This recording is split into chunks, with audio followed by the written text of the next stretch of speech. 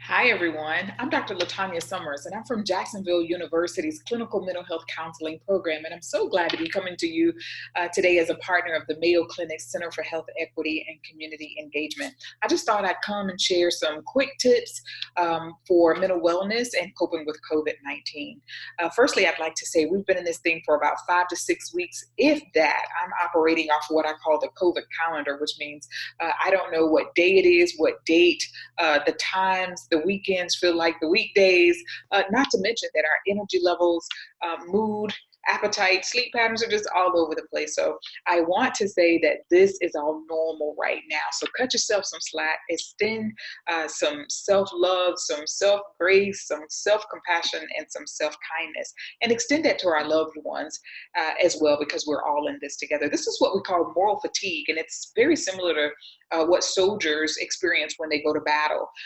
But for them, it's called combat fatigue, and just simply is an emotional, physiological, spiritual, mental reaction to something that we're not used to. So again, that self love and grace is really important right now. I also want to encourage you to practice physical distancing, but not social distancing. As people of color, social distancing is the worst thing that we can do. We're communal people. The interactions of our loved ones is really, really important. So make sure you're FaceTiming, texting, phone calling, doing whatever you need to do to stay connected to your loved ones and letting them know that you're here and that you're here for them. And I'm hoping that they're going to do the same for you as well. I also want to encourage you to get up out of bed each day in the morning. Anytime that you get up out of that bed, you're winning. But there's something that I call seduction of the sheets, and it's this thing where the bed makes you feel like you need to lay there a little bit longer. You need a little bit more rest. But that's one of the worst things we can do right now is to just lay around and sit still for prolonged periods of time. It invites depression and sadness, and it feeds anxiety. So get up, get moving, keep your body moving. If you're not able to get outside to take that walk or that run, look on YouTube for some things that you might be able to do to get your body moving, such as yoga or getting those steps in around the house. So stay physical, stay put and stay physical. I also want to encourage you to give your mind a break. Limit as much as you possibly can the news.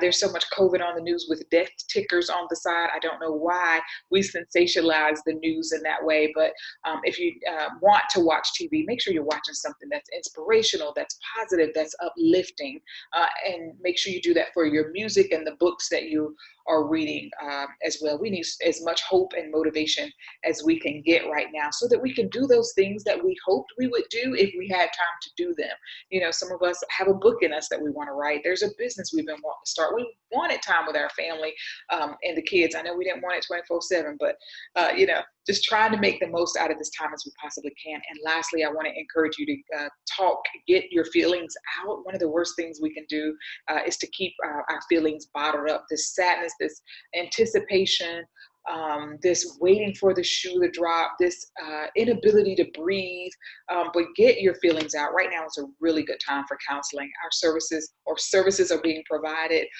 online.